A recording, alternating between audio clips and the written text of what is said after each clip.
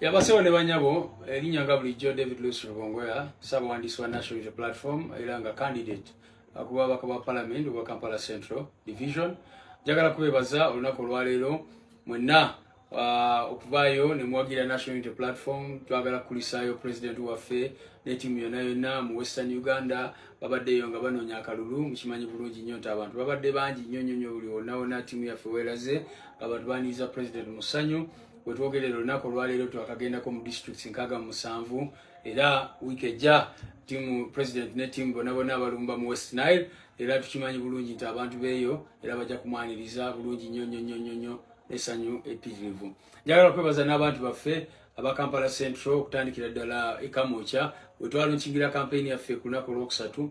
Mwebale nnyo abantu baffe olw'obuwagizi n'obwagazi bwe mwatulaga obw'amaanyi nnyo. Mwebale nnyo okuvaayo mu bungi n'eddookido zonna ze tubadde tukola mu kibuga ng'abantu batwaniriza bulungi n'essanyu era nga balaba nti ensonga zaabwe zigenda kutuuka bwe zirina kutuukira. Nalabeka vidiyo akatambula abanakigwanyizi ke bakoze nga basala mu meseji yaffe bagezaako okuyisaawo ebyabwe. Nendowooza nti kikulu nnyo okujjukiza abantu nti omulimba munange yasobola okukeera naye ate ow'amazima amusookayo. Kakati abantu abali ku rally eyo bajjukira bulungi ensonga ze twayogerako. Navaayo n'emmenya emirimu egiri mu mateeka egy'omubaka wa Parliament.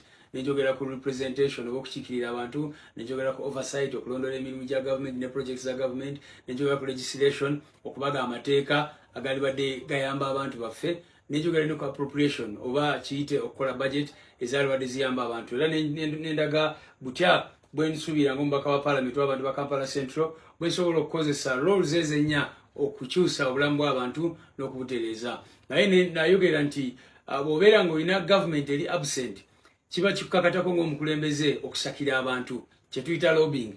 Bwe nayogerera nti bw'obeera nga ogenda kubeera mubaka wa Parliament ng'olina emikwano egy'enjawulo mu nsi yonna kiyambako kigatako kubanga osobola okusakira abantu. Munajjukira Honorable Segirinya ekintu ekimu ekyamufuula wetutumu tiyali asobola okusakira abantu n'asobola okufuna ebyuma ebyamalwaliro n'asobola okuleeta za ambulance ng'abantu bamusondera kubanga bw'oba olina government ng'eri absent ogenda kwesanga ng'oluusi abakulembeze balina okubeera n'emikwano egyo basobole okuleeta obuweereza eri abantu.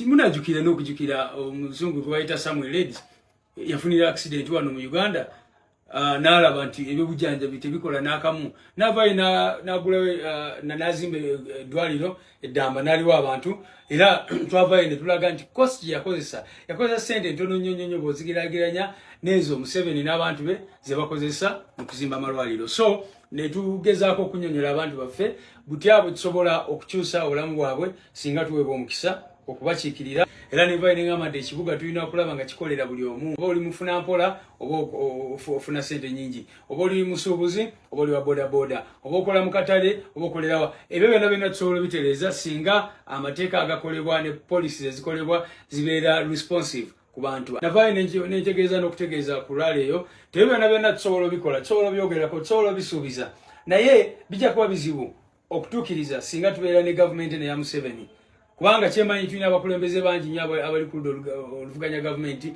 oba oliawo n'abamu mu NRM bayo ebirowoozo ebirungi naye bw'oba olina gavumenti yo nga tewuliriza nga teyagala kumanya muntu wa wansi nga teyagala kumanya muntu wa bulijjo ne bw'oba olina intentions ki oba tosobola zituukiriza. Awo wonna bwe twakubiriza abantu baffe nti beeyine kye tuyita protest vote, buli omu aveeyo ajje ag'omubuto, buli omu making sure tusobola okugyako gavumenti ya Museveni kubanga bwe tuba tugijjeeko ogenda kwesanga emirimu gikwanguyira ng'omubaka wa Parliament, emirimu gijja kwanguyira nga LC1 chairman nga LC5. Ate mpulira n'abalala aboogera ku nsonga ya manifesto abagamba manifesto yammwe eri ludda. Bw'obeera mubaka bw'obeera candidate w'ekibiina manifesto gy'otambulirako era ya kibiina. Twamala obudde bungi nnyo nga tukola manifesto y'ekibiina ne tuvaayo ne points eze 11. Kakati ezo points 11 zitambula mu buli constituency yonna. Bwe tuba twogera mu manifesto yaffe ku nsonga z'obujjanjabi ez'obuyigirize ziba za-applyinga mu buli constituency yonna. Bwe tuba twayogedde mu manifesto yaffe ne tugamba tugenda kutereeza ebyenzijanjaba, tutereeze ebyemizannyo, tutereeze amakubo, tuteekeko train system, byonna ebyo tuba twagala biyambe abantu baffe mu constituency zonna. N'olwekyo tubadde tukubiriza bakandidate baffe bonna nti manifesto gye basinga okutambuza batambuze ya National Unity Platform kubanga fenna tuli ba candidate wansi w'ekibiina